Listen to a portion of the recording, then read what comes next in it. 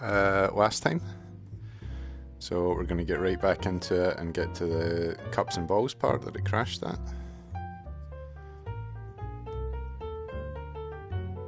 And we'll give that a try. Hopefully.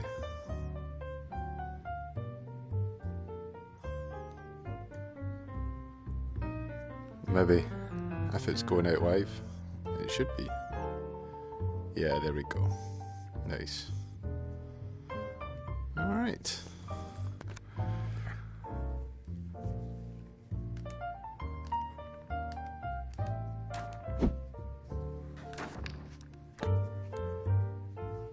Okay.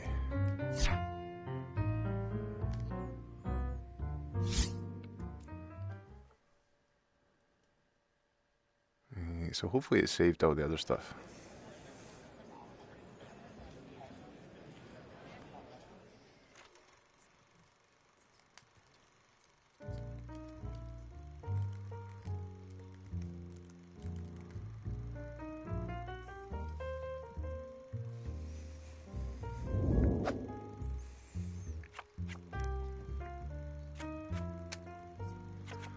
I'm not sure if it has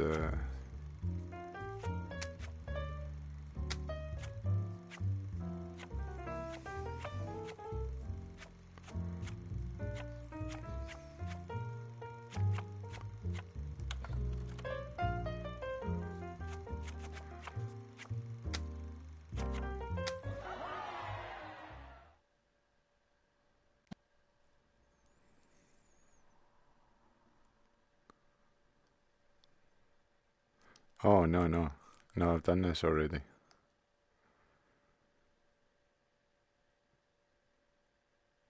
I wish I hadn't crashed. We are Penn and Penn. It is our pleasure to present to you a little water torture chamber act called Houdini, named after our backstage Wi-Fi, which is named after the escapologist I'll Harry try and do it Houdini. this time, though. Move some stuff Watch about. what cheating magicians pretend to do. Push stuff Houdini's over. stunt is not a tribute. A real tribute would be to truly demonstrate how hard his stunts were by taking a random person who had no idea what they were doing and plop him or her into this claustrophobic box of nightmares.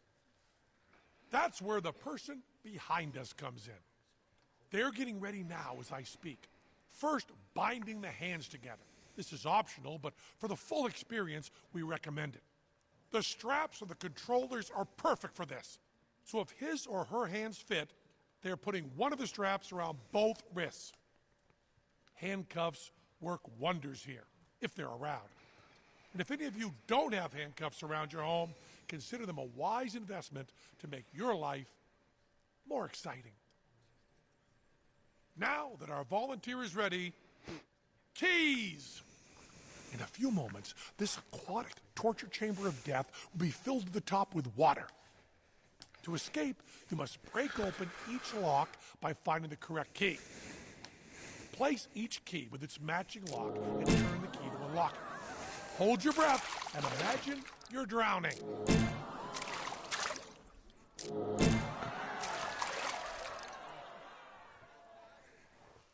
This is the best one yet. Where's the clover? Sake, where is it? Every time I do this one. There's that one. There's the clover.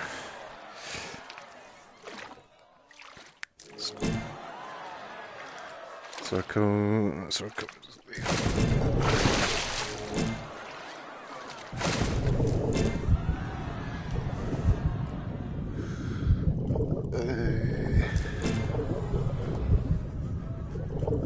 Like a fish, you know, with hands and not able to breathe underwater like a fish. That's more like a human or something. Don't forget to hold your breath. Great job. They're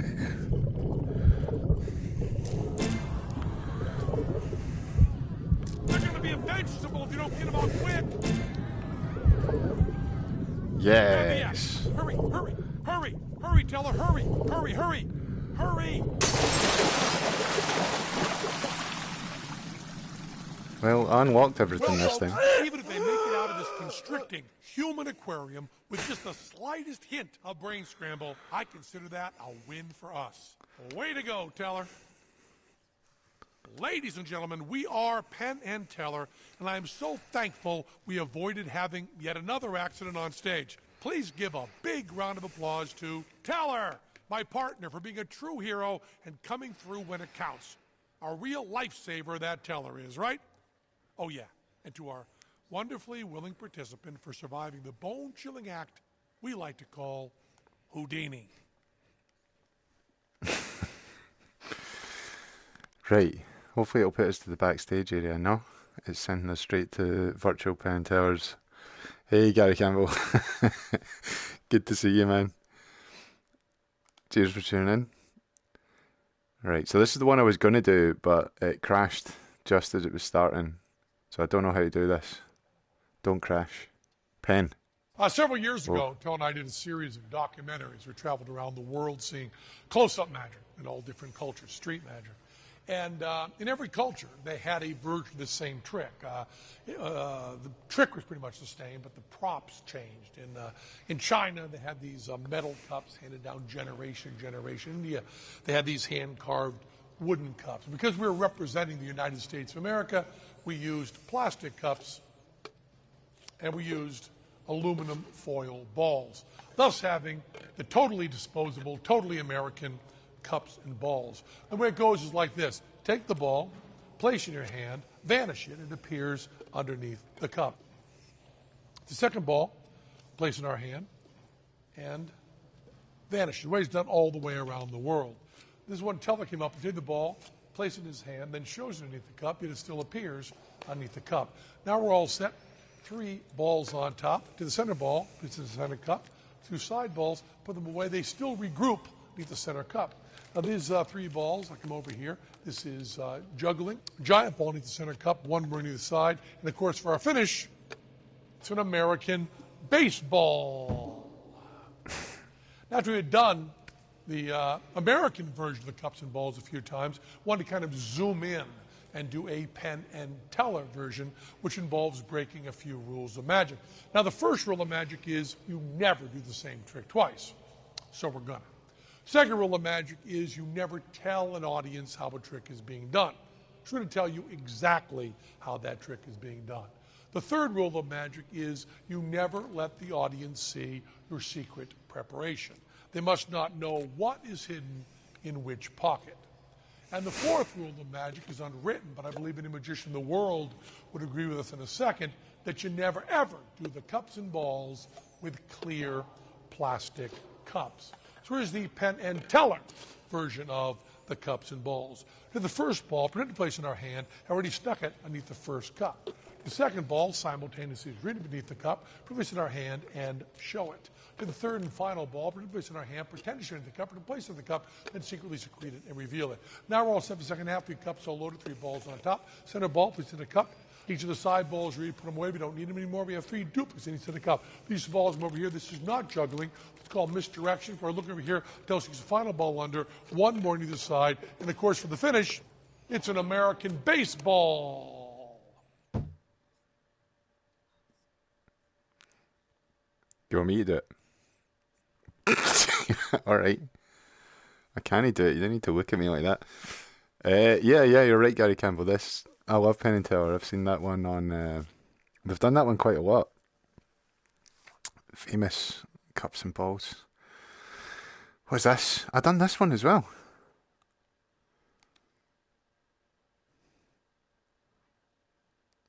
At least I know what I'm doing this time. And I know what's coming. Wonder if you can avoid it. The nail gun one is amazing, actually. Yeah. I love that. I love the one where he talks about. It's quite hard to find. I was trying to show somebody else that recently when he's doing the domestication of animals or dogs. The domestication of dogs. And he does it with like balloon. I think it's balloons and like a cigar or something Taylor's got. It was very good. Teller's shadows trick as well. Where he like picks the petals off the rose. They're so good. Ah, yeah. It's like a silent film, isn't it? Just got music happening and no words. Right, what was that to shine on here again? This guy, what are you saying? He knows. I'm gonna need to move some stuff around because I'm definitely hitting something with the move controllers every time I hit that elevator button. Yeah. Nice. So you're quite a big Penn and Teller fan. You'll be spotting a lot of things in this part here. There's loads of Penn and Teller stuff hidden around here. Like old references. Nice. There's the ball.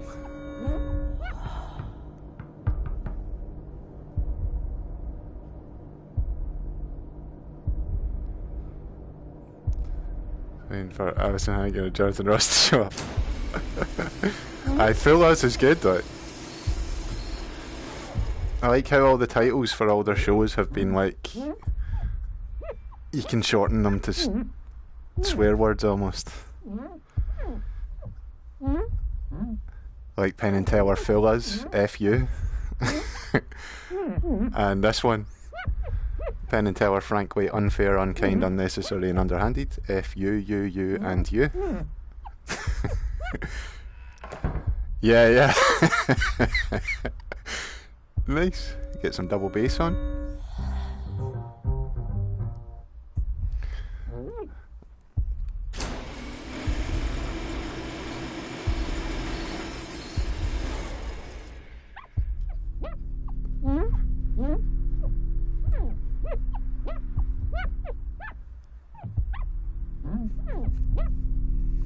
I'm sure it's the hand, isn't it? This one? Yeah. And I'll hit that again. I think it's an Xbox that's actually there as well that I'm punching. I think it's an old Xbox 360 I was looking at. I keep punching it.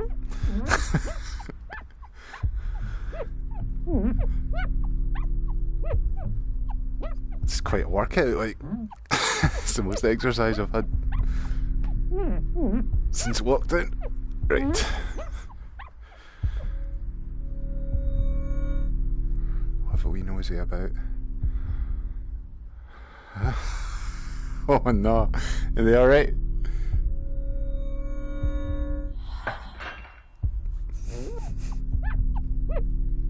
Nice.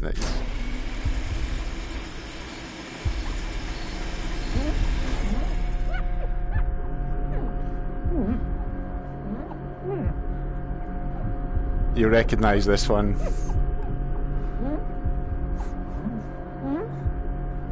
As well. This one here.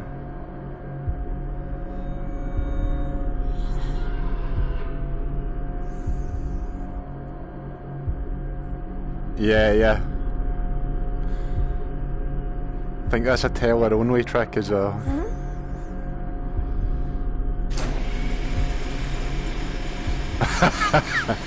Yeah. Oh, you not seen that one? That's a good one, right? You seen that guy? You ever seen him do the animal trap? Aye, King of Animal Traps is so good, like. Makes a sandwich. So this is new, I've not done this one, being Penn Jillette. So I don't know what to expect here. Oh wow. Got a nice suit. Oh yeah. Aye, Super Hot's incredible in VR. Moby Dick or the Whale by Herman Melville. Chapter 1, Loomings. Call Me Ishmael, some years.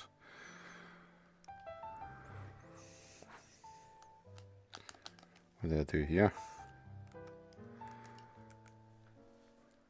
I just read Moby Dick. Oh, you moved it up. How did I get you to do that? Never mind how one precisely, having little or no money in my purse and nothing particular. Punched my mate's white. It's funny you should say that. Someone punched the actual white shade off of my light. Like uppercutted it. Pretty much the same thing happened. Like, VR's dangerous. My cousin nearly like punched my sister in the jaw when she was over visiting for Australia when he was playing the super hot.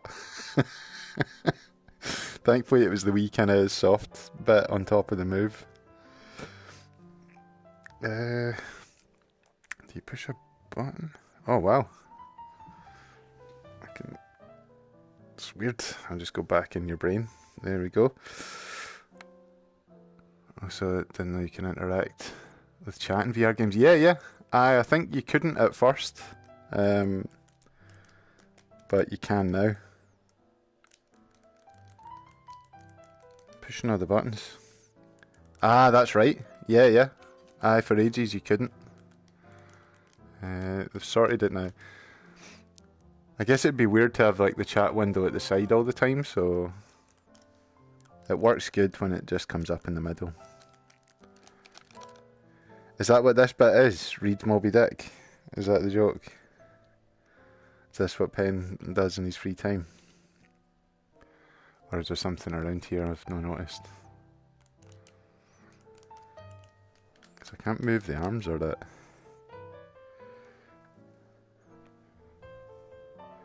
How do you make it move?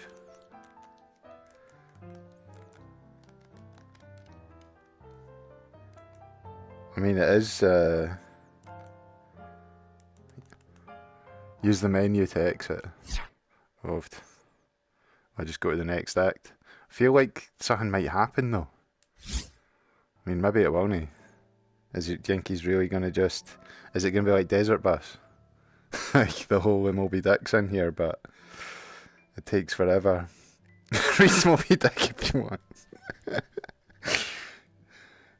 Try to see if there's a way to like trigger it to move pages, but I don't think so. Pushing all the buttons. Yeah. I think maybe, is this the joke? Right, next act. Next act. That one. Oh, I go to the monkey room so I can see all the other stuff I never got to play.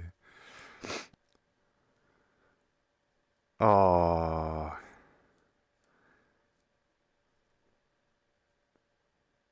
Please remove the headset before standing. Finn.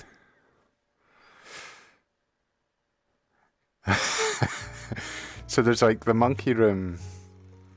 Where is it? No, there's still stuff I've not done. I don't know what Mofo Knows is. And Teller's Competitive Eating. I don't think I've done those. Can you get to the monkey room bit? I like the monkey room. Oh, sugar. Made the mistake. This is the monkey room. This is the bit. Nice. Right. So, done the most dangerous act in showbiz, virtual Rochambeau, ESP and telekinesis. So we done all at unfair. We done UB Houdini, quality egg control, immersion therapy demo, high-rise grain fighters. I've done that twice. VR prototype I done, cups and balls I done and it crashed. B and Penn Gillette we just did. So Underhanded, nice. Okay. Well, these I haven't done. None of these I've done. So this is good news. Virtual hypnosis, I like the sound of that. Let's get some Penn and Teller on the go. Geez it. We don't really understand hypnotism and the power of suggestion. Some stuff seems real, some stuff seems jive. We don't know. But jive is what we do. So our version of hypnotism uses a trick. To do this trick, you need to force an object. Now, forcing means controlling the chump's choice of objects while giving the chump the impression of a free selection. It's one of the most powerful principles in magic. You're going to make what's called a Svengali pad. Take a pad of paper and starting with the second sheet, use scissors to trim off about 1/16 of an inch from the inner end of every other sheet. It's easier than you think, just make sure the edges are pretty straight. You'll end up with a pad that alternates cut and uncut pages. On all the uncut pages, write down objects you might have around the house. You know, milk, bananas, tennis shoes, toilet seat, branding iron, bullwhip, handcuffs, whatever you got. Now choose a common object with a very recognizable aroma. Coffee, mustard, baby oil, sweaty socks, blue cheese, clam juice, whatever you want. Be sure it's something you're sure you can have with you, but out of sight when you do the trick. Now write down the name of the thing that you're going to force on every one of the cut pages. When you show the pad to your chump, just flip it this way, and they'll see that all the things are different. Then say to them, to randomize the experimental procedure, you'll need to think of a random object to focus on. I don't want to use your favorite thing because that's too obvious. I want you to pick it at random from an impersonal list. And you demonstrate that, as we said, by flipping through like this. They'll see all different things. Now you have them select one. Hand the pad to the chump and show them what you want them to do. Say, I want you to lift up and peek at one of the random objects. That gives them your force. That gives them your, in this case, clam juice. But they've just peeked. They have no idea that you know. Say to them, memorize it and keep it in your mind. If they peek that way, lifting from the top, they'll always see the force object, clam juice, or whatever you've chosen. Make sure they remember. Now ask your chump, have you ever been hypnotized? I don't care what they answer. Either way, tell them that VR operates in the same part of the brain as hypnosis and suggestion. Then they put the headset on and start out the virtual hypnosis program. The program will do all the rest of the work. There's a bit about the suggestibility of yawns. That's to build plausibility. You don't have to do anything. Phase 2 is a classic demonstration of suggestion where your mind can subconsciously control your muscle strength. Again, you don't have to do anything. In phase 3, the chump is asked to concentrate on the object they selected. This is when you want to get your forced, stinky thing ready. I'll begin by telling the chump to remember their selected objects, to think about the smell of that object. Teller will walk closer holding a can, popping the top, while I ask them to create the smell in their mind. An animated cloud of funk will be in your chump's face with a prompt showing on the screen, and I'll tell them when to take a whiff. This is when you secretly hold the object under the chump's nose. Make sure you don't accidentally touch them, because that'll give it away. I'll take care of all the rest. And for the coup de grace, Teller and I will turn into monsters. And maybe bite your faces off. All right. Oh, where's my laser? There it is. The terror monkey. Yep. Okay. That one. This. Let's see what the chump's view looks like.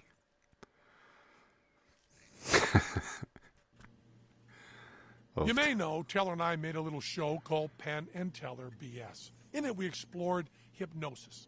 What happened was that we couldn't define it. It's a hard egg to crack. Hypnotists do Are all we kinds live? of stuff, from making people act nutty on stage, motivational programs for people to stop smoking, lose weight, pick up sex partners, and to feel better about themselves. All the way to complete jive, like past life regression therapy, whatever that means. It's also been used for fake recovered memories that put innocent people in prison forever. But let's not bum everyone out in a stupid VR game. We're here for the fun side of hypnosis. The big magic word in hypnosis is suggestion. When you're hypnotized, the idea is that you're more likely to play along with some jackass who tells you to bark like a duck or quack like a dog, so that he can sell you a DVD of yourself acting like an idiot after his stupid show. It's showbiz without talent or ideas. We're not going to do that kind of stage hypnosis. We're going to let you play around with suggestion in your own home. This VR experience is just a tool for you to experiment on yourself. About 20% of the population is said to not be susceptible to hypnosis. So you got a 4 in 5 chance of getting lucky. They say the smarter you are, the better chance you have of it working. But don't fake it just to pat yourself on the back. Start by listening to the sound of my voice very carefully. Yeah, it's an old, damaged, carny trash voice, but I've been told it can be soothing. Relax and breathe. Take a deep breath in, hold, and exhale. Give it a try. Inhale, hold, and exhale. Inhale, and exhale. Now use your eyes to follow this pocket watch that I have in my hand. It could be any fixation device, but we're grooving with the classics. Follow its movement as it swings back and forth.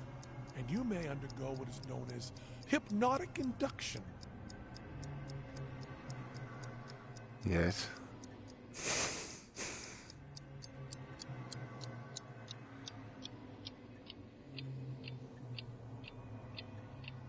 With every snap of my fingers, you drift deeper into a hypnotic state. It works if you work it. Relax. Relax. Relax. Relax. You probably noticed that your vision is getting a little fuzzy, but don't worry. This is normal. Let's try a test to see how suggestible you really are. Teller, go fetch me that TV set. This is a fun one.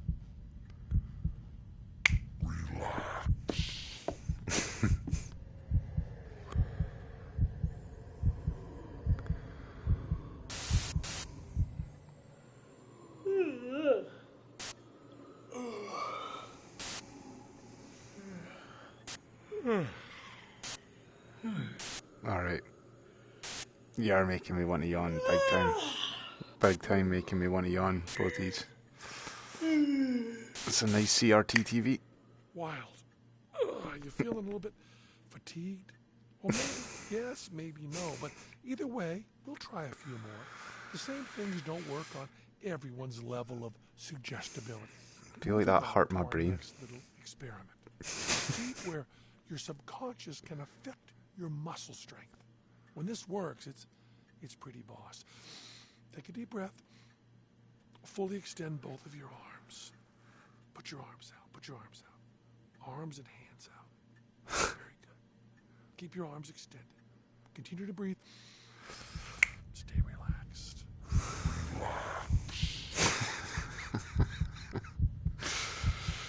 Teller is holding two objects, a brick and a balloon.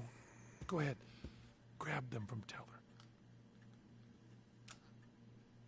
Make sure you're holding the brick so your palm is facing the ceiling. This makes it less likely that you'll drop the brick. Keep your arms fully extended while you're staying relaxed. You must stay completely aware of which hand is holding the brick and which hand is holding the balloon. As you continue to breathe, try to feel the dense weight and heaviness of the brick pulling down toward the floor while the weightlessness of the balloon gradually floats to the ceiling. Don't fake it, but also don't fight it. Don't consciously do it, but don't consciously resist it either. Just, it's more fun if it's a real experiment. As your eyes sink into darkness, allow your mind to feel the pressure of the brick driving further and further downward. Imagine the levity of the balloon, the completely weightless feeling as it drifts upward toward the ceiling. As the balloon slowly rises, the brick continues to sink toward the floor. One hand light, one hand heavy. Remain relaxed while you feel the relative weights. Relax. As your eyes begin to open, take notice to the position of your hands. Did they change? Did you fake it? Did you try to resist? How do they feel? Neat, huh? That was weird. Teller! Teller!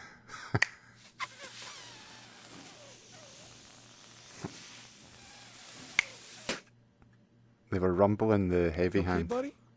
It was making it feel heavier for some reason. Anyway, and this felt lighter. now you're getting some idea of your suggestibility level. Yeah, Maybe it's these suggestible. are working, maybe not, but stay with us. No, We're they're gonna working. Try one more experiment. Remember the smell you were thinking about and focus on it. No one else knows what it is. Don't say it aloud, but do pronounce it in your mind. Dig it into your deep subconscious. An object that only you know. Bring it to the front of your mind while it stays in the back as well. Make it the only thing you're thinking about. Visualize it. Picture every detail. Clear your mind of everything except for this object.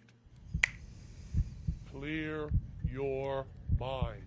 Stay calm. We have control of your sight and your hearing, but we want you to imagine the smell of the object. That's right. Imagine being able to see the smell rising off it and inhale. Inhale deeply through your nose. Smell it. Make sure it's the only thing in your mind, just you and the smell. Does it smell good? Does it smell bad? Exactly how does it smell? Imagine it. Imagine the inside if you can. Imagine this can. Take a whiff. Put your nose right in there. Use your imagination. Create the smell. Create the smell. Create the smell. If it happened to work on you, pretty amazing, huh? And whether it worked on you or not, now it's time to bring you out of this hypnotic state. Take a deep breath and listen to my voice. I'll count back from 3 to 1. As I begin the countdown, your vision and hearing should return to normal. We hope your mind will be relaxed and a little blown. Here we go. 3. You're feeling more aware and invigorated. 2. You're mindful of your surroundings and in complete control. 1. You begin to realize that you never really were hypnotized and your friend is in cahoots with us. Come on, admit it. We had you going, didn't we? But really, everything is just in your head, right?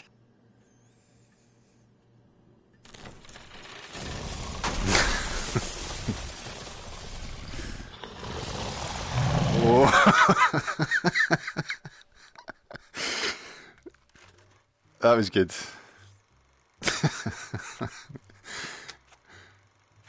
Nice.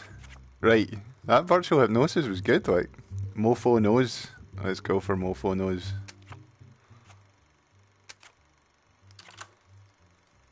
Get a quick drink of juice if I can find it In on the this slope. trick, you'll invite your friend to step right up onto the carnival midway and walk into the tent with one of our oldest friends, Mofo, the psychic gorilla. There, on the inside, Mofo will combine psychology and astrology to produce a totally bogus personality profile that reveals the chump's zodiac sign and the year they were born.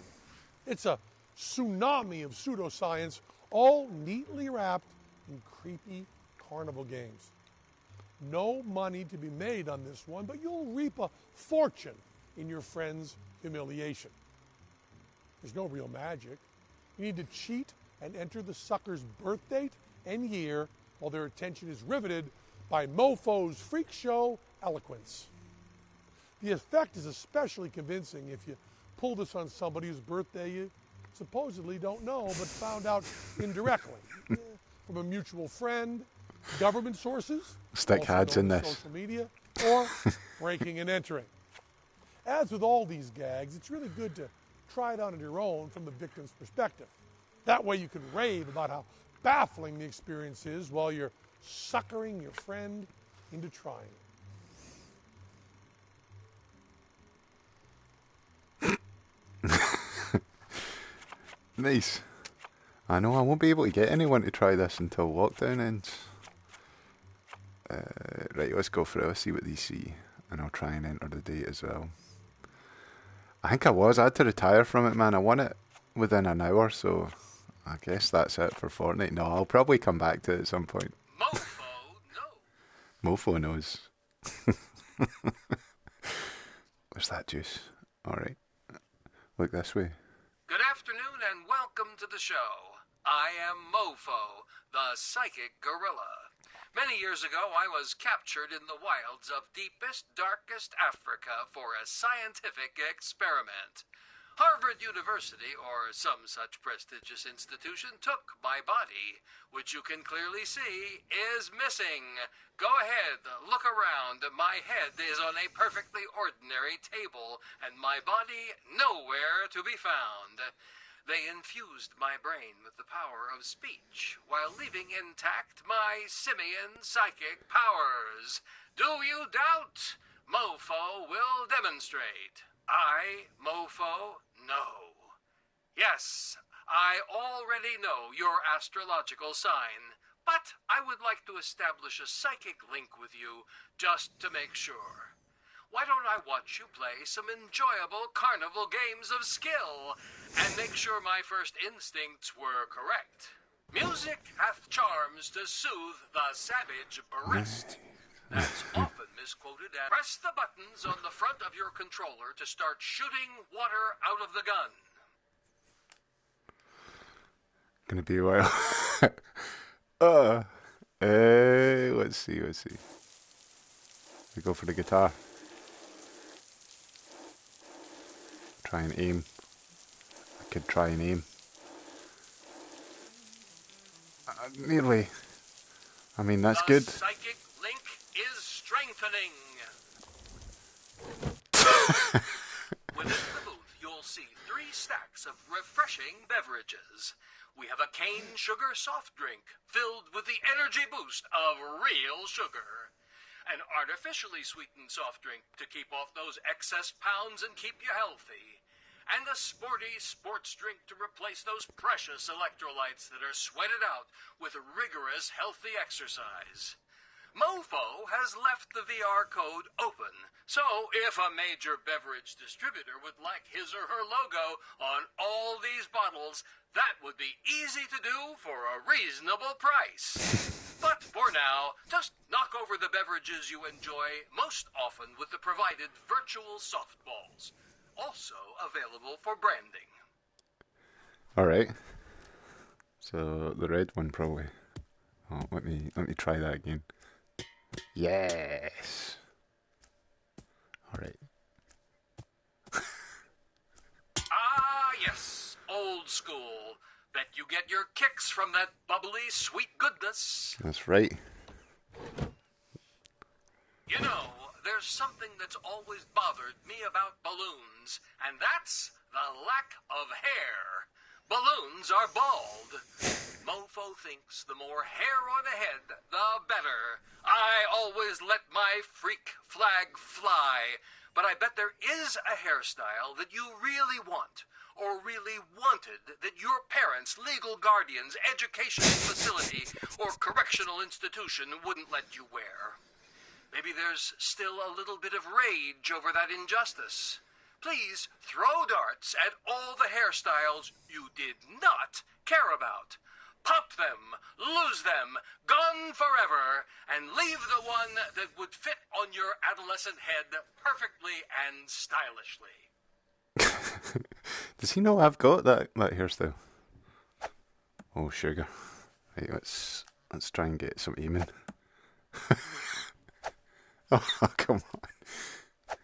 Yay! That is me right now. Oh, that wasn't where I was expecting that to go. Oh, I dropped that. Let me try again. I'll go further down. Oh. Come on, you can... Nearly. Hey! Oh, that was close. As expected. He knew I was going to go for that one. Congratulations! You've earned a prize. Take whichever one you'd like. Oh, and think about which one you'd like the most, and take that. Is your webcam on or something? Can you see me, Mofo knows? So I'm probably going to go for the sun, because it reminds me of early Flaming Let me Lips. repeat what I, No, I heard Mofo, you. the I heard you, psychic Mofo. gorilla, said Mofo. earlier. I'm choosing this one. Congratulations! You've earned... Mofo knew you were going to do that. Did you? Using the information you have provided me and my simian psychic skills, I, Mofo, have determined your astrological sign.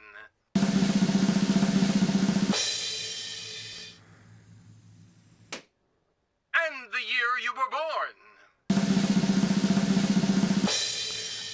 So I'm guessing on the telly, other stuff shows. I am Mofo, the psychic gorilla, and I will now explain how I divined your astrological sign and the year of your birth. How did you do that? Now, we know that some people prefer to maintain the mystery, so if at any point you'd like to stop the explanation, just ring the bell. But we expect most of you will follow along with your notepad and calculator. After all, it's fun to be fooled, but it's more fun to know. First, we do the age. You humans are more similar than you know. As we age, we care about different things, and human culture moves fast. I begin by constructing a matrix of all possible answers for each age range that a person may belong to. From there, we take the age range mapped to a negative binormal distribution with a variance of 2, which gives us a confidence interval of 95%. From there, we interpret the choose a prize question on the Likert scale and map that to a linear curve juxtaposed in 3D space with each other question.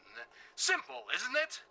We can treat the picked season as a vector in 3-dimensional space, with the domain to be r to the power of 3 mapped back to each question in Likert space. The vector S is reflected along the instrument axis in R to the power of 3 to give us a tangent along the sum of each possible choice pertaining to that instrument selected. We then take Newton's method to solve for this tangent with S0 derived from L'Hospital's rule, which gives us our tangent vector G. We take the instrument choice down into our simplified Cornell matrix in the upper half diagonal and confirm that SG inverse times SG does not equal identity. We take the cross of S and G to prove symmetry between the two, and predictive analysis confirms our suspected age range if I is greater than or equal to 75% of the length of our season vector in R3. Remember that the cross of G and S should be equal to I. That's important. From there, after we've solved for the age range, we take age equal to the vector A and plug it into Laplace's equation in spherical coordinates.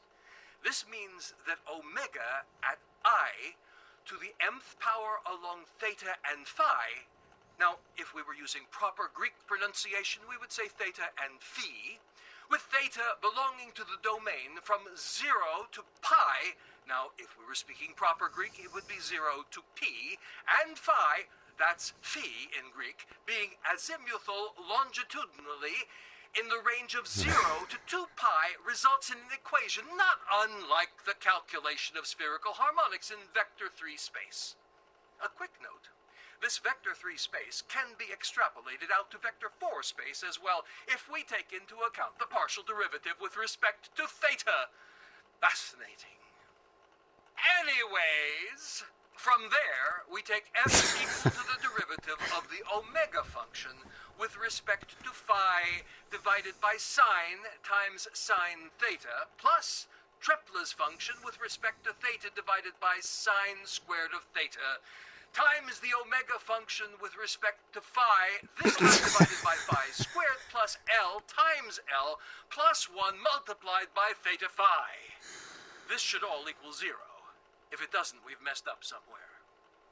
Once we've proven that the age plugged into that equation equals 0, we multiplied by sine squared theta divided by Tripla's function with respect to phi. Of course. This gives us another equation equal to 0. If both equal 0, then we verified that age equals our function f times sine squared theta divided by theta phi. At this point, we need to normalize A back down into R3, with the double integral in the domain 2 pi and pi, both starting at 0 respectively, My of brain. the omega function to the mth power of theta, and phi times the omega function in 3 space times sine theta times the derivative of theta and phi. This function equals big omega of m, and the derivative of m times big omega times I, and the derivative of L in our previous equation. Do you know what that means? I hope so. Yes, that's correct. What? The user's age is equal to big omega of mm derivative times big omega times IL derivative. Right. In that case, we can solve for A by solving for both big omega mm derivative and big omega IL derivative. From there, big omega mm derivative is equal to the square root of 2L plus 1 divided by 4 pi times L minus m factorial divided by its inverse factorial. We multiply this by the big P function to the mth power times cosine theta sine theta of m times phi. Note that big omega of IL derivative is very similar, except 4 pi has been extrapolated out 3 times to 8 pi, and that cosine theta derivative of sine times cosine theta m. Ha ha ha ha! I thought this was very interesting when first deriving this equation, that sine of m times phi actually equals cosine theta times m. I thought originally that it should have been cosine squared of theta times m squared, but I double-checked, and it wasn't. How fascinating! That is fascinating, So, at monkey. this point, m equals our Mofo. age range and m derivative with respect to m. From here, we've calculated the exact age of our user. After we get age, we need to keep in mind that we're back in one-dimensional space, and we need to take age back into 3 space, and then flatten each dimension down for month and day, with z being our confidence interval on both. So, to flatten back down from 3 space, we take the double integral from 0 to pi and 0 to 2 pi of the omega function at L to the mth power times the It's omega hurting my function brain. at 0 times sine theta. Month is equal to the same double integral of omega at L to the mth power times omega at 1, this time to the 0th power times cosine squared. Phi, or our confidence interval, is taken by integrating back over with respect to z multiplied by sine squared theta cosine squared theta. If phi is greater than 0.98, we've gotten the correct answer. Oh, I almost forgot.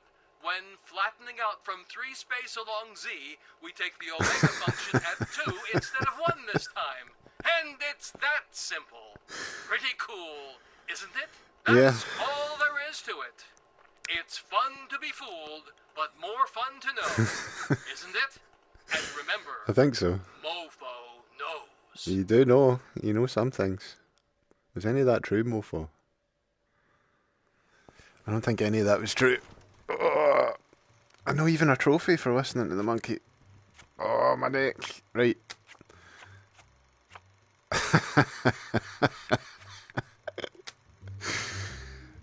Right. Oh, we've only got 2 left. You be Cardini. Right. I'll be Cardini then. Let me be Cardini and let me get myself swapped round to where I was sitting.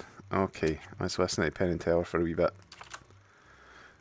I'm going to get a drink of juice after listening to that Randy monkey. Pitchford of Gearbox is the great-nephew of the most famous card manipulator in the history of magic, Cardini. Cardini got great by practicing for decades. During World War I, he practiced in the snowy trenches wearing gloves. When he was wounded, he practiced in the hospital. By the time he was 30, he was able to do what looks like CGI, but live, on stage, and all with skill. But maybe the chump coming over to your house right now thinks that to be a magician, you don't need practice. All you need is a stupid headset and the ability to follow prompts. Good. Oh, there he is now. Hello, my friend. Want to see a card trick? No. This one's in virtual reality, and I'll teach you how to do it. All you got to do is put on the headset like this, and then follow what the prompts say. I got the cards right here, and all I got to do is have you pick a card. Next, just cut off any number of cards you want. Next, do you have any idea how many cards you cut off? Next. Well, take the next card you cut to, take a look at that. Give me the others there. Now, think about that card, okay? Memorize it. Next. Now, I'll let the computer hear what card is missing. Now, the computer does all the work and tells me you picked the 7 of spades. Is that right? Yeah, that's amazing, isn't it? Yeah, this is all just lying. I just made him pick the 7 of spades and then told him what card I made him just pick. We'll just call this a card force. Here's how it works.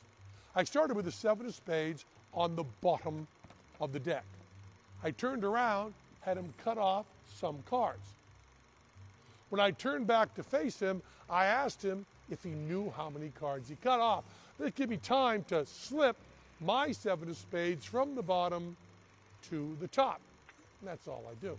But I handed him that card, took the other cards back, and he thought he had a free choice. Then I did my little show with next, and riffling the deck and told him the card.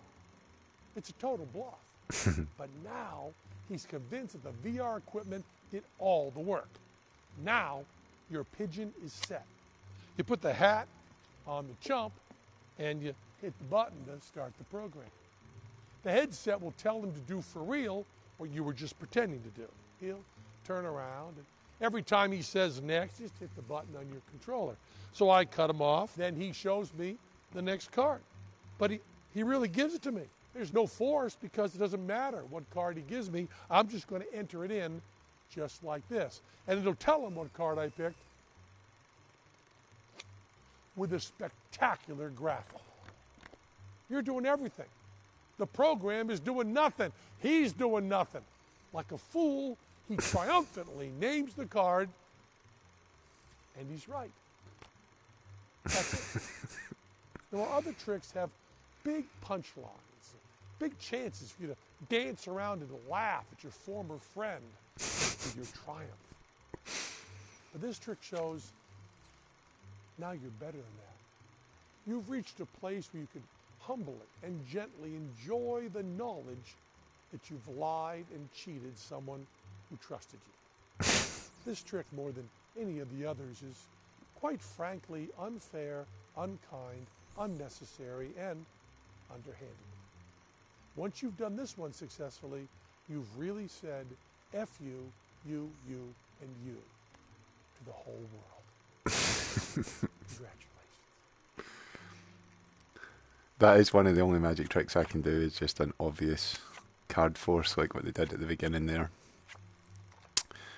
Alright, let's be the champ. It'd be cool though, it's a shame. I need to get a better recording set up so I can record what's showing on the telly as well, because I'm guessing the other controller will let you type in like all the information for the card. But let's go for it. Let's be the chump.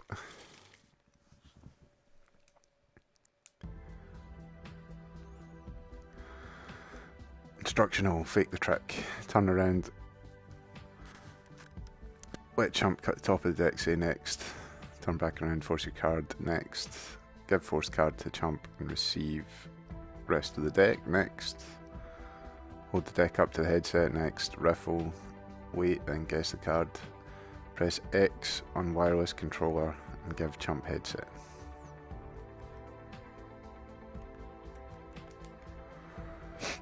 Step 1 setup. Turn around with your back facing your friend. Hold the deck behind you. Say to your friend, cut off as many cards as you want from the top of the deck. Say next loudly to advance once they do. Turn back around. Keep the deck behind your back. Say next loudly to advance when ready. Give your friend the top card of your half of the deck. Ask them to give you back the rest. Say next to advance when they do. Calibrate deck. Put both halves of the deck together. Hold the deck up to your headset, hold it still, say next loudly. Riffle through the deck until the headset analyses all cards. Wow, look at that.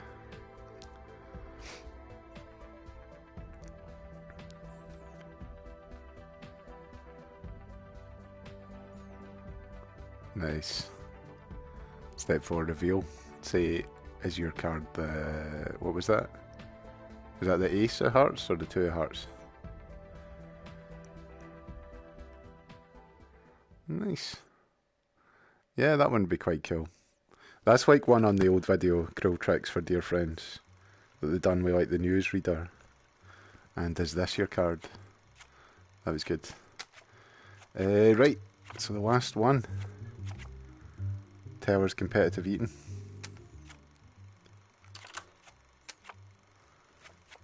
Hey, let's do a card trick. Step 1, invite a chump over to your house to see your groovy VR rig. Before you show them, ask, hey, want to see a card trick? They'll say no, but do it anyway. Get a deck of cards and have the chump shuffle. Step 2, find out what the bottom card of the deck is. That's pretty easy. As your chump shuffles, see if you can catch a glimpse of the bottom card as they finish. Chumps usually shuffle in a way that makes this easy peasy lemon squeezy. If they don't let you get a glimpse of the bottom card, don't be freaked out, it's still easy. Take the deck back, square them up like this, and turn them around and get a peek of the bottom card. Remember this card. That's what magicians call a key card. Now you're going to spread the card between your hands in the international symbol for pick a card, any card, and say, pick a card, any card. Let the chump take any card at all and tell them to remember it. Now, if they happen to be a real jerk and pick the bottom card, No bother, who man. cares? You're a bigger jerk. You already know what the bottom card is, then you're done. Just let them shuffle it, do anything they want. You know what the card is. But they probably won't pick the bottom card. So you hold out the deck, have them look at it, and then have them cut off any number of cards and put it on the table.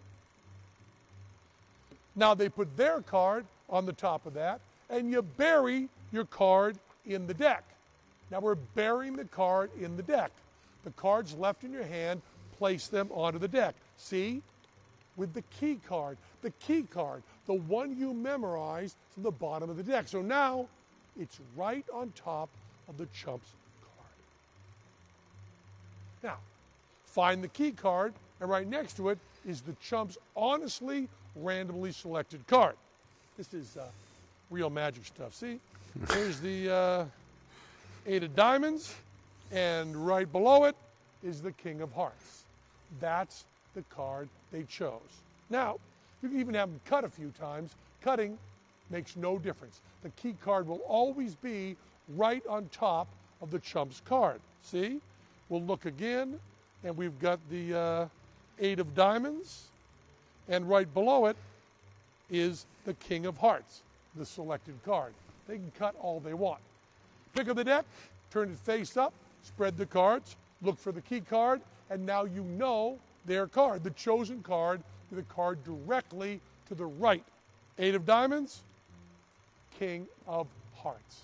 If you see your key card on the bottom, well, you know the selected card is on the top. Remember the chosen card and forget your key card. You don't care. Step 3, now take out some other random card, not the selected one, and say in your proudest magician voice, is this your card? The 8 of spades? The chump will tell you no. Do this 2 or 3 more times. Is this your card? Queen of spades. Is this your card? King of clubs. Feel awful about being wrong. Look embarrassed at your failure and watch the smug smirk grow on the cruel chump's face.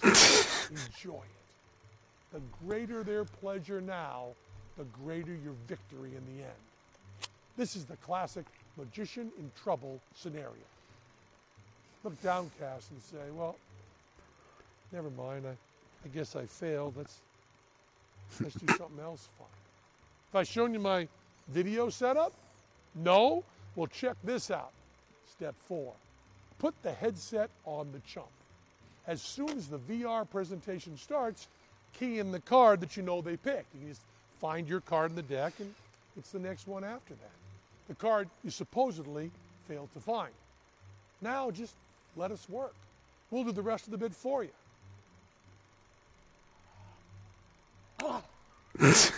You will laugh last and best. Yeah, I'm pretty good. That is a good one. That's almost exactly like the card force on the old VHS. Right, let's see it from the chump's view though. That was really good. Like, oh, Teller has been training to become a competitive eater.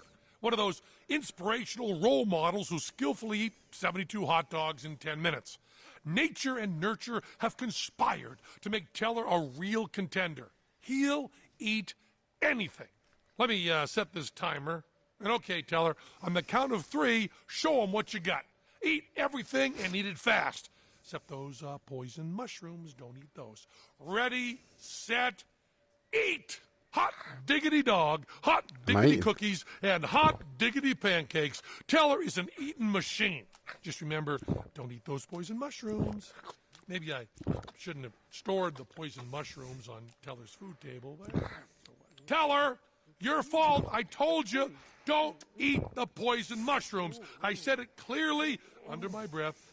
Not my fault, not my fault. But as usual, I'll have to be the hero and save you. Hey, buddy. Want to be co-hero on this, huh? Well, quick, help me save him. First, we'll need to get Teller into this crate. no. Every magician worth his salted poison mushrooms has instant access to a saw. Let's saw Teller into halves and get out the poison mushrooms. Grab the other end of the magic saw and let's cut him open. Oh, right, let me recalibrate, because that's the other half of your saw there is... Oh,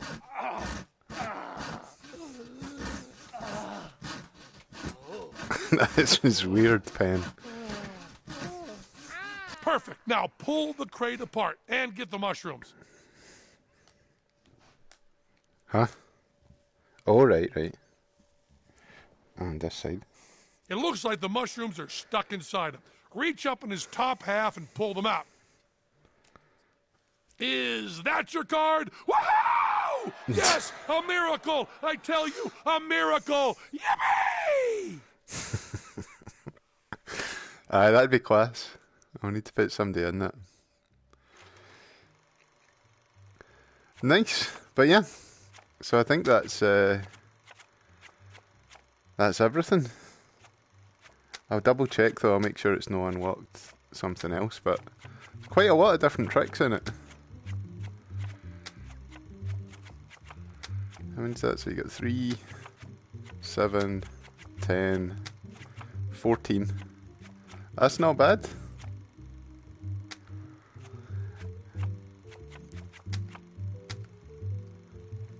There we go. Oh, and you can control them with the move controller. But yeah, that was Penn and Teller, frankly unfair, unkind, unnecessary, and underhanded on PSVR. Pretty good fun.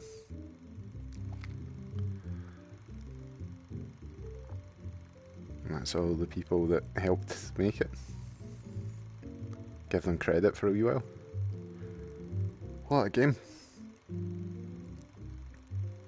Love Penn and Teller stuff. That'll be good. That'll be good fun when lockdown hopefully it stops, if it ever does. And I need to put some friends and family through some of these. I think that's that yawning thing from earlier. I was very suggestible and it was really hard not to yawn.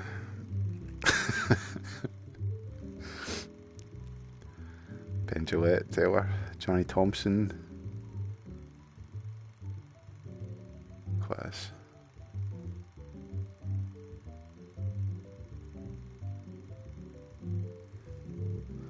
I forgot I can actually, I'll be able to wave because it's VR and I've got my magician hands on. This one's doing the make the credits go slightly faster. That's why it's pointing up in the air like that.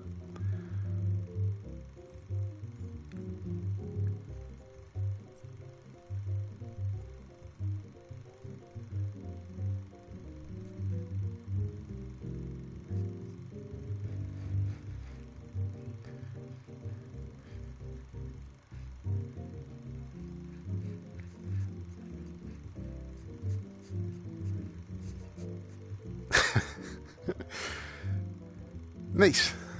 There we go. I like some of them are good. The card force is the easiest one. You can do that to people. Well, I found it the easiest one. There's maybe tricks that other people find easier. But yeah, cheers for tuning in, everybody. Thanks for the chat. Well, that's pretty. Danny and Gary Campbell. And I'll hopefully see you again soon. Going to see what else I've got in my big, enormous pile of games I've still not played. Danger. Cheers, y'all. You too. Catch you again soon. Bye. Bye. Bye.